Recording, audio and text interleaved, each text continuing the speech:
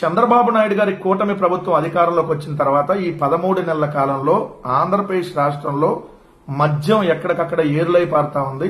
గుడి పక్కన, బడి పక్కన, ఎక్కడికక్కడ కొన్ని చోట్లయితే కిరాణా దుకాణాల్లో ఈరోజు ఆంధ్రప్రదేశ్ రాష్ట్రంలో మంచినీరు దొరకనటువంటి గ్రామాలు ఉన్నాయి కానీ మద్యం దొరకనటువంటి గ్రామాలు లేవు అనేది అధికారికంగా ఈరోజు చెప్తున్నటువంటిది. ఎందుకంటే 60,000 పైగా బెల్ట్ షాపులు ఈరోజు ఆంధ్రప్రదేశ్ రాష్ట్రంలో ఉన్నాయి. 60,000కు పైగా బెల్ట్ షాపులు. కానీ ఈరోజు కొన్ని ఊర్లో మంచినీరు దొరకట్లా. తాగునీరు కోసం పక్క గ్రామాల్లోకి కిలోమీటర్ల దూరం వెళ్ళి తెచ్చుకోవాల్సినటువంటి పరిస్థితి. కానీ మద్యం మాత్రం ఊర్లో ఏర్లై పారుతా ఉంది. అది గుడి పక్కనో బడి పక్కనో అనేది స్వయంగా ఈరోజు అధికార యంత్రాంగమే చెప్తున్నటువంటిది. నిన్నటికి నిన్న మీరు చూస్తే తిరుపతి జిల్లాలో ఒక బెల్ట్ షాపుని వేలం వేశాడు సర్పంచ్. ఎంత దారుణమో చూడండి. ఇది అనేక చోట్ల జరుగుతానే ఉంది. నిన్న తిరుపతి జిల్లాలో ఒక బెల్ట్ షాపు చూస్తే తిరుపతి జిల్లాకు సంబంధించినటువంటి కేవీబీపురం మండలం ఓళ్లూరు అనేటటువంటి ఒక గ్రామంలో ఏడాది పాటు బెల్ట్ షాప్ నిర్వహించుకునేందుకు వేలం వేస్తే 30,000కి వేలంపాట ప్రారంభించారు.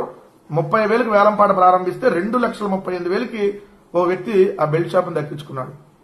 వేలంలో ఏదైతే 6గురు పాల్గొన్నారు అక్కడ స్వయంగా ఆ ఊర్లో రచ్చబండ దగ్గరే ఆ వేలం నిర్వహించారు.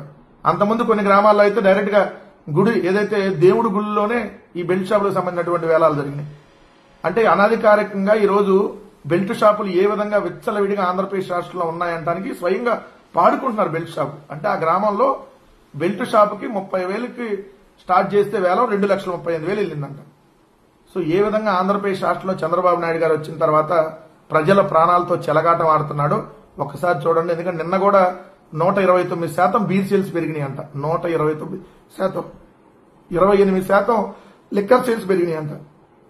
అంటే ఏ విధంగా విచ్చలవిడిగా తాగిపిస్తా ఉన్నారో ప్రజల చేత, ప్రజల ఆరోగ్యంతో ఏ విధంగా చెలగాటం ఆడుతున్నారో ఒక్కసారి రాష్ట్ర ప్రజలు గమనించండి. దయచేసి మద్యం జోలికి వెళ్లొద్దు. మద్యం ఆరోగ్యానికి హానికరం. మద్యం తాగి మీ ఆరోగ్యాన్ని దయచేసి పాడు చేసుకోవద్దు.